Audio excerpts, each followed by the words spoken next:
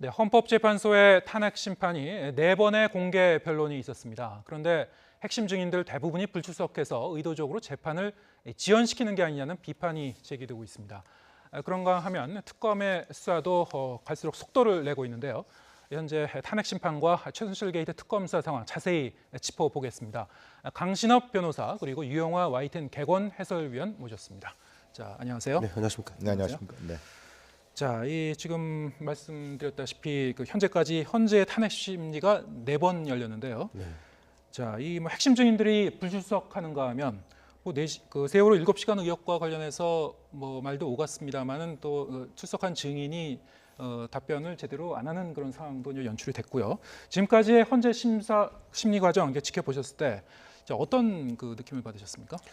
네, 결국은 헌재는 헌재 입장이 있고요. 네. 그리고 거기 나가는 증인들은 또 증인들의 입장이 있죠. 네. 대통령은 또 대통령 쪽의 입장이 있어서 대통령 대리인 날은 또 그쪽의 입장이 있고요. 예. 이렇게 이제 여러 입장들이 첨예하게 부딪히면서 헌재는 재판을 신속하게 해야 되겠다. 두 번째 공정하게 해야 되겠다. 이런 어떤 원칙만은 분명한 것 같습니다. 네. 그렇지만 이제 신속성을 너무 내세운 나머지 증인을 한 번 부르고 안 나왔다 그래서 그 증인을 다시 부르지 않는다든지 이렇게 할 수는 없거든요. 예. 그러다 보니까 계속해서 지금 증인을 바로바로 부른다든지 또는 1월 16일에는 나오지 않으면 강제 구인을 하겠다. 예. 이렇게까지 얘기를 했죠. 예. 그랬더니 최순실 씨가 이제는 나오겠다라고 이제 얘기를 한 것으로 전해지고 있습니다. 네. 그래서 또 대통령 대리인단 쪽에서는 세월호 7시간 그 답변서라든지 말이죠. 이런 것들을 행적을 좀 자세하게 내라. 이렇게 헌재에서 얘기를 했는데 자기들은 낼 만큼 냈다. 이렇게 이제 이런 입장을 보이고 있는 것이고 헌재에서는 그 53분 행적이라든지 내지는 지시를 받았는지 보고를 했는지 이런 것이 아니라 대통령이 그 일상 행적을 어떻게 했는지를 자세하게 좀 기록해서 빠짐없이 이렇게 해달라는 것인데 그렇게 할 경우 이제 대통령 대리인단 쪽에서는 별로 도움이 안 되겠다 이렇게 보고 있는 것이겠죠. 네. 그리고 지금 여기 나오는 여러 사람 안종범이라든지 관계자들 있지 않습니까?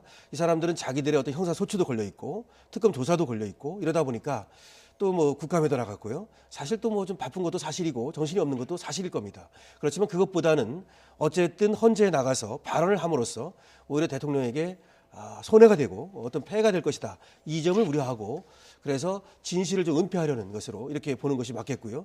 그것은 헌재 증인으로 나온 이영선이라든가 윤전추의 입장을 봐도 충분히 상당히 그 일리 있는 얘기다 이렇게 말할 수 있겠죠. 네. 지금 말씀하셨다시피 이제 다음 주에 헌재가 이제 16일 특별 기일로 이제 정했는데요. 네, 거기 이제 최순실이 이제 출석할 걸로 지금 전해지고 있고요. 저희가 그래픽 준비한 게 있습니다만 한번 그 다음 주에 심리가 어떤 일정으로 열릴지 한번 정리해 보겠습니다. 자, 1월 16일 월요일에 이제 그 최순실 그리고 안종범 전 그 수석비서관이 출석하는 그 심리가 열리고요. 자, 이게 이제 특별 기일로 정해서 열리는 겁니다. 그리고 17일과 19일 화요일과 목요일에 역시 유진용, 이승철, 고영태, 류상영 증인 그리고 이재만, 안봉근, 정호성 전 비서관이 출석하는 그런 그 심리가 열릴 예정인데 저희 결론적으로 이제 다음 주에 심리가 이제 3번이나 지금 잡혀 있는 거거든요. 네. 물론 이제 그 증인들이 또 이번에도 일부 증인들이 안 나오면은 또 좀 얘기가 좀 달라집니다만 어쨌든 강행군 아니겠습니까? 그렇습니다. 아무래도 국민 여론 자체가 박근혜 대통령에 대한 헌법 질서에 대한 위반에 대해서 확실하게 헌재에서 판결해 달라는 것이 국민 여론의 대다수이기 때문에요. 예. 헌재는 아무래도 심판기를 좀 더 당기고 그리고 이제 대선이라는 문제, 정치적 문제가 있고 또 정치적 혼란이 가중될 우려가 있기 때문에 헌재도 아마 그런 부분들을 고려하지 않을 수가 없는 것이겠죠. 예. 또 반면에 또 박근혜 대통령 측이라든가 각 연루된 이 관계자들은 피의자들은 이 헌재 판결을 가능한 늦추려고 하는 사실 정점에는 과연 박 대통령이 있기 때문에 그 늦추려고 하는 의도가 상당히 강하게 지금 보이고 있는 것이 사실입니다. 예. 그래서 헌재 재판을 연기하고 또 나중에 반전의 기회로 삼으려고 하는 그러한 정치적 의도도 보이기 때문에 그런 부분에 대해서 헌재가 강하게 자신들의 입장을 관철시켜 나가려고 하는 헌재의 판결이 어떻게 날지는 봐야겠습니다만 하여튼간에 빠른 시일 내에 확실한 그러한 판결을 내려고 하는 의지가 간접적으로 비치고 있다 그렇게 보일 수 있을 것 같습니다. 최순실 씨가 이제 16일 증인신문에 출석을 하면은 어쨌든 핵심 증이니까요. 네, 그렇습니다. 어떻습니까? 좀 속도가 붙을까요? 최순실 씨가 나오겠다고 한 것은 이제 강제 구인하겠다. 네. 이러니까 나오겠다고는 한 것인데 네. 지난번에 이영선 씨와 윤전추 씨를 보지 않았습니까? 예. 최순실 씨도 그와 다르지 않을 것이다. 이렇게 보이고요. 예. 그리고 자기는 실질적으로 아무것도 알지 못한다. 소위 일개 자기는 뭐 대통령하고 좀 친한 것은 사실이지만 예. 일개 뭐 강남 아줌마에 불과한데 무슨 국정을 농단하고 그럴 능력도 그런 어떤 관계도 아니다. 뭐 이렇게 얘기를 함으로써 결국 나오긴 하지만 어쩔 수 없이 어떤 헌재에서 원하는 답을 소추위원 쪽에서 말이죠. 아니면 헌재 쪽에서 얻어내기는 쉽지 않을 것이다. 이렇게 생각이 됩니다. 네. 사실 뭐 이제 가장 큰 관심은 과연 이제 탄핵 심판이 언제쯤 그 결론이 날 건가 이런 건데, 자, 지금 뭐 전반적으로 보면은 어쨌든 뭐 증인들이 불출석하고 뭐 심리가 이제 제대로 진행이 되지 못하고 그래서 뭐 이렇게 지연 작전을 펴고 있는 것 같은 인상을 좀 강하게 받을 수밖에 없거든요. 근데 어쨌든 지금 박한철 그 소장의 이제 퇴임도 뭐 이달 말 네. 아닙니까? 그리고 뭐 여러 가지 이제 상황을 보면은 이제 이 헌재도 마음이 급할 수밖에 없는데요. 그 지난주에 보면은 이제 그 강유란 그 주심 재판관이 했었던 얘기가 잠깐 그 언론에 이제 비친 적이 있었어요. 그 범죄 혐의는 여러 가지지만 탄핵 사유는 뭐 한 가지라는 그런 그 취지의 얘기를 한 걸로 전해지고 있는데, 자, 그 말의 취지는 뭐 어떻게 해석하면 네, 될까요? 그것은 뭐 지금 탄핵 소추위원단 쪽에서는 뭐 여러 가지로 또 정리를 했었고요. 네. 8가지, 5가지 이렇게 정리를 했었는데 예. 결국 이제 헌재에서 이제 심리에 들어간 다음에 5가지로 정리를 하지 않았습니까? 예. 그 5가지 중에서도 그것이 모두가 어떤 중대한 헌법 위반이라든가 법률 위반에 해당해야만 탄핵 즉 파면이 되는 것이 아니고 예. 그 중에서 어느 하나라도 중대한 어떤 헌법 위반이나 법률 위반이 된다면 대통령은 탄핵되고 파면된다 이런 얘기입니다. 그래서 그 전부 다를 충족시켜야 되는 것이 아니고 그 중에서 하나의 요건만 충족시켜도 충분히 탄핵 사유, 파면 사유가 된다 이렇게 얘기한 것입니다. 예, 뭐 지금 특검 수사 결과도 뭐 영향을 줄 것 같고요. 네. 뭐 지금 그 변호사님도 말씀하셨듯이 뭐 특검 수사처럼 그 헌재가 모든 사항을 갖다가 볼 것이 아니고 정말 확실한 탄핵 사유 하나만 보면은 뭐 거기서 결론이 날 수도 있다. 뭐 이렇게 해석할 수 있을까요? 어떻게 국민 보십니까? 여론은 이렇습니다. 그러니까 국회에서 국민의 대의 기관인 국회에서 3분의 1을 훨씬 넘는 네. 국회의원들이 탄핵 소추에 찬성하지 않았습니까? 사실상 박근혜 대통령이 우리나라에서 대통령직을 수행한다는 것은 국민적 입장에서 봤을 때 받아들일 수 없다. 예. 그래서 기존의 언론 취재라든가 각종 증언, 진술 이런 부분으로 봤을 때는 명확하게 헌법 질서를 위배했고 대한민국의 국정을 농단한 것이 분명하다. 이런 부분들에 국회에서 그것을 표결로서 보여준 것이거든요. 그렇다면 그것은 이제 헌재에서 법적으로, 법률적으로 정말 헌법에 위배했는지 아닌지 사실 여부를 따지는 문제이기 때문에 네.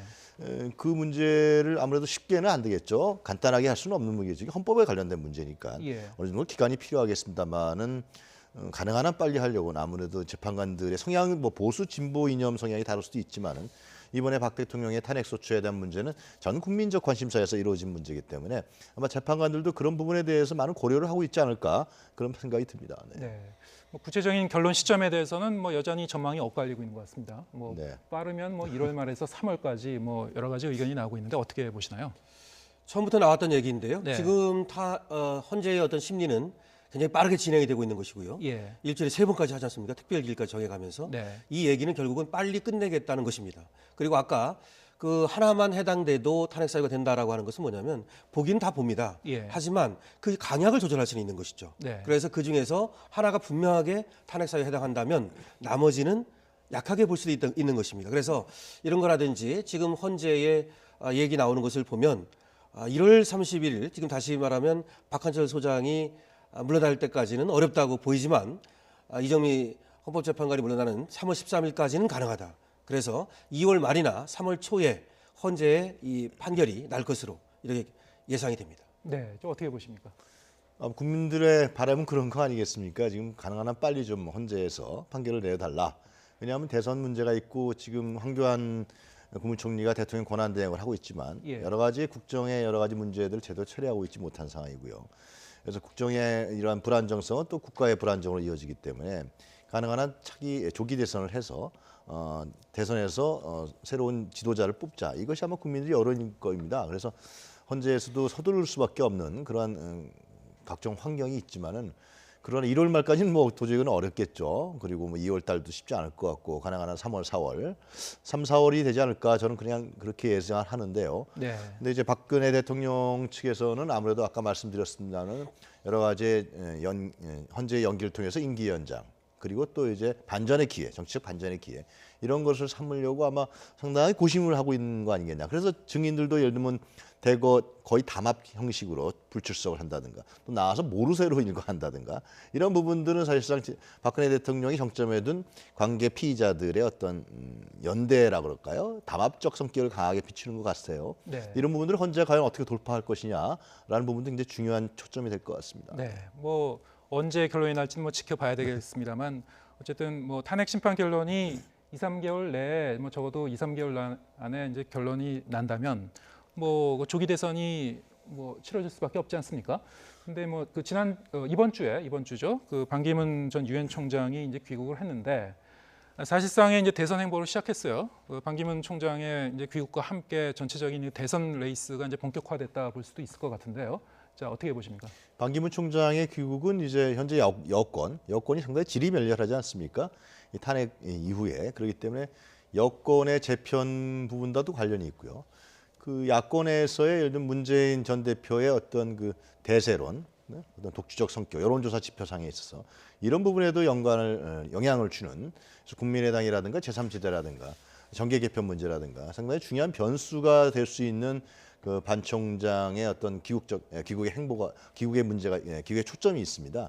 그래서 앞으로 이제 반 총장이 또 어떤 행보를 가져갈 것이냐라는 문제가 굉장히 중요하죠. 지금은 뚜렷하게 자기 자신이 나는 어떻다.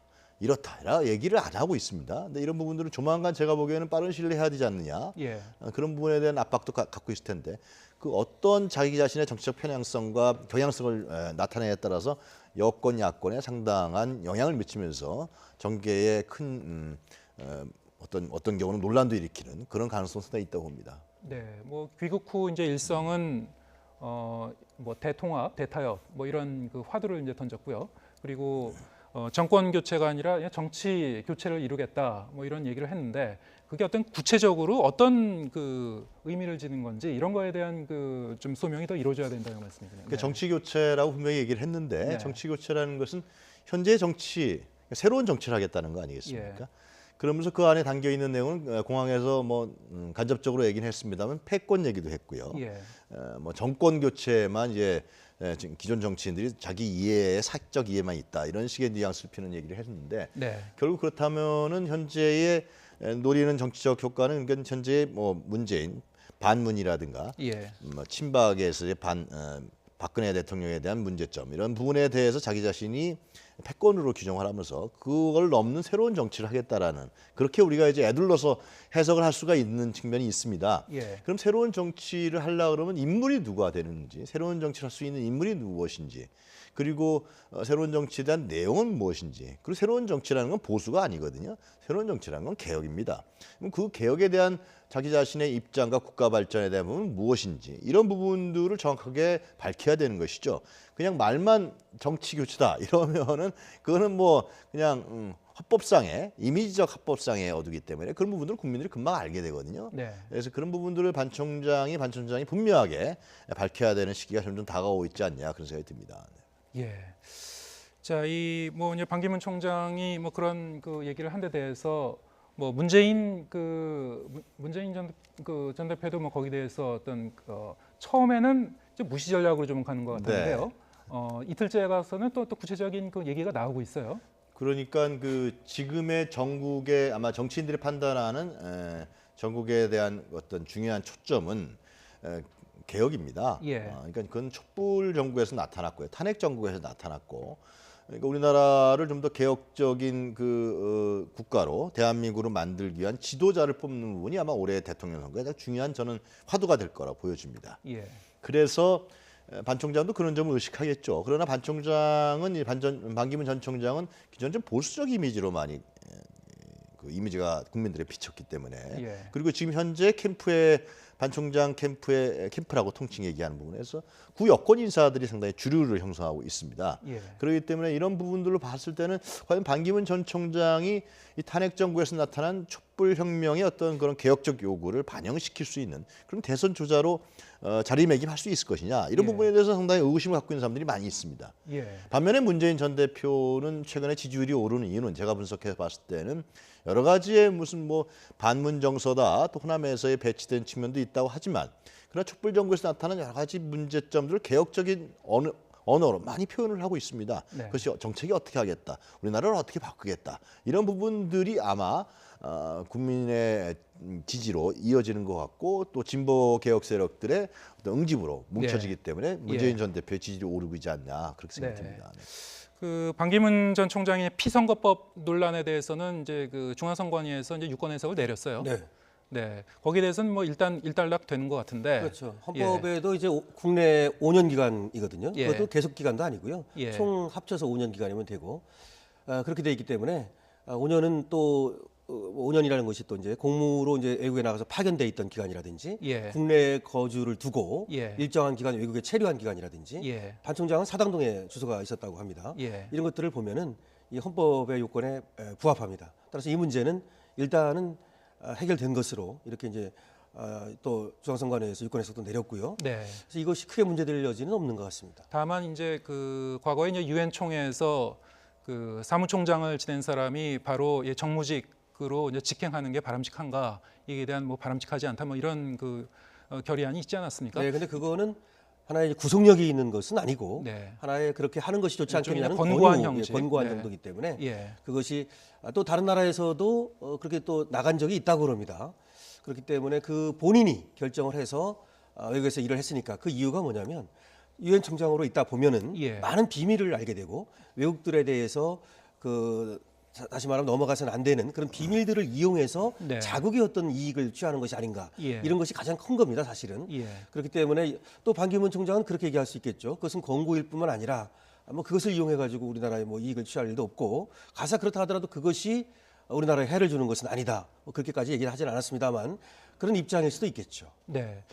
이른바 이 빅텐트론, 네. 빅텐트론에 대한 이제 관심도 모아지고 있는데 이게 이제 그 이른바 비문과 비박 네. 세력들이 이제 한데 모여서 제3지대에서 어떤 뭐 큰 그 연대를 이룬다는 거 아니겠습니까? 네. 자, 그 가능성에 대해서는 어떻게 보시고 계신지요? 뭐 상당히 가능성이 좀 있다고 보여지고요. 그런 흐름도 형성되고 있는 것은 사실입니다. 예. 실제로 뭐 민주당 내의 비주류, 김정인 전 대표라든가 다른 뭐 박영선 의원이라든가 이런 비주류 세력들은 아마 대선이 가까울수록 과연 문재인 전 대표를 확실히 지지하겠느냐. 네. 정치적으로 봤을 때는 확실히 지지를 하지 않을 가능성이 커지는 것이죠. 그럼 예. 이제 민주당 외에 그런 전 제3지대의 형성이 국민의당하고 예를 들면 뭐 손학규 전 대표라든가 김정인 전 대표라든가 또 기타 어떤 여권의 인사들 좀 더 개혁적 인사들이 합쳐진다면은 그런 부분들이 제3지대 형성되면서 반문재인 전선을 형성하게 되는 것이죠. 근데 거기에 이제 반기문 전 총장이 어떻게 발을 담글 것인가가 중요하겠죠. 반기문 전 총장이 그런 제3지대라는 것은 결국 중도 개혁적 성격을 갖는 정치 이념상 그런 성격이 강합니다. 특히 만약 국민의당 호남 세력이 거기에 결합한다 그러면 상당히 중도 개혁적 입장을 대변을 하지 않을 수가 없거든요. 만약에 국민의당이 보수적 성향이라든가 이런 식으로 가게 된다 그러면은 그것은 국민의당의 지지를 잃어버리기 때문에 그래서 그런 부분에 반 총장이 어떻게 결합하냐가 중요한데 반기문 총장이 예를 들면 지금 그런 생각을 많이 갖고 있겠죠. 지금 구여권 세력들, 예를 들면 이라든가 아니면 지금 새누리당이라든가 바른정당 이쪽하고도 결합하고 싶은 마음도 갖고 있을 텐데 네. 제가 생각했을 때 과연 그런 부분에 선차적으로 하게 된다면은 이런 제3지대로 얘기하는 뭐 호남사이라든가 국민의당이라든가 이런 부분과의 결합도는 굉장히 낮아지지 않겠느냐. 네. 그럴 경우에는 제가 봤을 때 문재인 전 대표라든가 민주당 주자들에게 상당히 유리한 전국 전선이 형성될 수도 있다 그런 생각이 듭니다. 네. 네.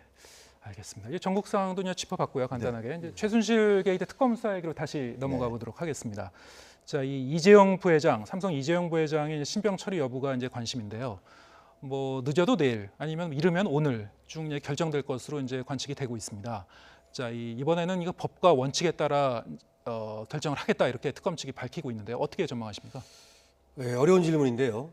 법과 원칙에 따라서 한다는 것은 경영 판단이라든지 네. 이런 것들을 고려하지 않겠다는 거 아니겠습니까? 그런데 이제 구속을 하고 안 하고는 증거인멸의 우려가 있는가, 예. 도주의 우려가 있는가 이런 몇 가지를 보게 돼 있습니다. 재범의 우려라든지 범죄 중대성이라든지 예. 이런 걸 보게 됐는데 이 사건에서는 이 뇌물죄로 지금 의유를 하고 있거든요. 400억 정도 말이죠. 네. 그 미르와 K스포츠 넘어간 204억 말고도 또 그 넘어간 한 200 정도 있지 않습니까? 그러면 범죄 중대성으로 본다면 구속 사유입니다.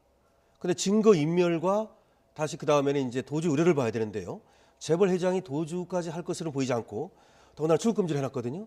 그러니까 도주 의뢰로 본다면 아닌 것으로 보는데 제일 중요한 것은 증거인멸의 우려입니다. 그런데 지금 이재용 회장이 특검에 들어가서 22시간의 고강도 수사를 받으면서 부인을 한 것으로 특검이 갖고 있는 자료들과 부합하지 않는 진술을 한 것으로 네. 그리고 먼저 들어갔던 사장단 그리고 최지성 부회장이라든지 그 박상진 사장이라든지 있지 않습니까? 네. 이런 사람들과의 진술하고도 일부 일치하지 않는 것으로 네. 이렇게 나왔다고 합니다. 예. 그렇다면 구속을 시키지 않으면 밖에서 말맞추기라든가 증거인멸을 시도할 우려가 있다. 예. 이렇게 볼 여지가 많고 따라서 결국은 지금 그런 것들이 나오는 말들이 사실이라면 구속영장을 청구할 것으로 생각됩니다. 네. 자, 이 뭐 구체적인 혐의에 대해서도 이게 제3자 뇌물죄인지 네. 아니면은 일반적인 그냥 뇌물 공여죄인지 이런 것도 좀 이렇게 엇갈리고 있는데요. 전망이 어떻게 보십니까? 지금 특검은 아주 다이렉트로 이렇게 네. 치고 들어가는 것으로 보이는데요. 예. 지금 박 대통령과 최순실이 경제 공동체다. 그 전에 박근령 그 동생이 외국에 나가 있을 때 이때 최순실이가 돈을 1년을 보내준 것이 약자금을 있다는 해줬다고 겁니다. 그러죠. 약자금을. 예, 예. 그리고 그거 외에도 경제 공동체로 보이는 여러 사정이 있다는 것이죠. 네. 그래서 한 주머니로 본다면 예. 어렵게 제3자 뇌물 제공죄로 갈 필요가 없습니다. 최순실에게 제공한 돈은 사실상 박근혜 대통령이 이제 사실상 그렇습니다. 이제 수혜자가 되는 것이다. 그렇죠. 그렇다면 부정한 청탁이라고 하는 개념이 필요 없게 되거든요. 예. 대가성과 직무 관련성만 있으면 되는데 직무 관련성은 당연히 있는 것이고요. 예. 이 대가성 문제가 이제 있는데 결국은 삼성에서는 대가성이 없다라고 얘기하는 거 아니겠습니까? 네. 공갈의 오히려 피해자다 이렇게 얘기를 하는데 지금까지 나온 특검에서 얘기는 그렇지 않다. 오히려 삼성이 그 누가 박근혜 이 정권의 가장 실세인가를 정확하게 알고 네. 그래서 2015년 2월 그 당시에 이제 그 로드맵이 만들어지거든요. 그리고 이제 2015년 7월에 국민연금에 이제 삼성물산과 제일합병에 찬성을 이제 찬성하게 되고요. 그다음에 2015년 8월에 또 독일에 이제 그 돈을 보내고 이런 것들이 있지 않습니까? 상당히 이제 조직적으로 그렇습니다. 움직이는 그런 정황이 있죠. 더 올라가면 2014년 9월 15일에 대구의 창조경제혁신센터에서 만났는데 네. 그 다음에 2015년 3월에 그 삼성이 승마협회 회장단이 되거든요. 거기까지 올라가서 사실은 회장을 맡고 승마협회 회장단을 맡고 그리고 정윤화가 말 탄다는 것을 알고 이 지원한 것이고 양측이 그러니까 어떤 합치에 의해서 의사 합치에 의해서 지원이 된 것이지 피해자는 아니다 이렇게 보고 있는 것 같습니다. 사실 이제 특검이 그 지금 삼성을 갖다 겨냥하고 있는 게 네. 또 최종적인 목표는 이제 박근혜 대통령의 형사처벌까지 염두에 두고 이제 움직이는 그 모양새란 말이죠. 그럼요. 예. 네, 그러면 이제 특검 수사의 이제 몸통이 사실상 박 대통령이다 이렇게 볼 수도 있을 것 같은데 어떻게 보십니까? 언제쯤 이루어질 것 같습니까? 그러니까 이재용 부회장의 구속 여부라든가 신병 네. 처리 문제는 결국은 박 대통령에 가는 어느 하나의 중요한 고비라고 봐야겠죠. 네. 지나가는 다리라고 봐야겠죠. 이재용 부회장에 대한 뇌물 부분에 대해서 뇌물죄 부분에 대한 수사와 거기에 대한 증거 관련 자료의 특검의 확보 이 부분은 결국은 박근혜 대통령에 대한 칼라로 조준되는 것입니다. 그래서 예. 아마 지금 뭐 하여튼 특검이 30일 더 연장하겠다는 게 아닙니까? 예. 그것은 결국은 박 대통령에 대한 혐의를 입증해야겠다는 생각에서 가는 거고요. 특검이 만약에 진짜 박 대통령에 대한 이런 범죄 혐의를 입증하지 못한다 그러면 사실상 특검의 존재 여부가 없는 겁니다. 예. 특검을 왜 만들었습니까? 국회에서. 그것은 결국은 이러한 그 박 대통령을 중심으로 하는 관련자들, 그런 범죄 혐의가 있는 피의자들에 대한 확실한 증거를 수집해라.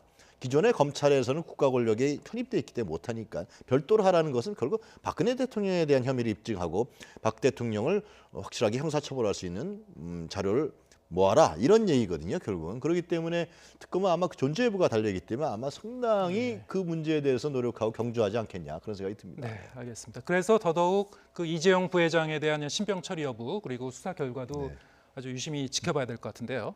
네, 뭐 전반적으로 하여튼 그 오늘이나 내일까지는 결과가 나온다니까 봐야 될 것 같습니다. 지금까지 탄핵 심판과 특검 수사 상황 자세히 짚어봤습니다. 강신업 변호사, 유영화 YTN 개건 해설위원과 대화 나눴습니다. 고맙습니다.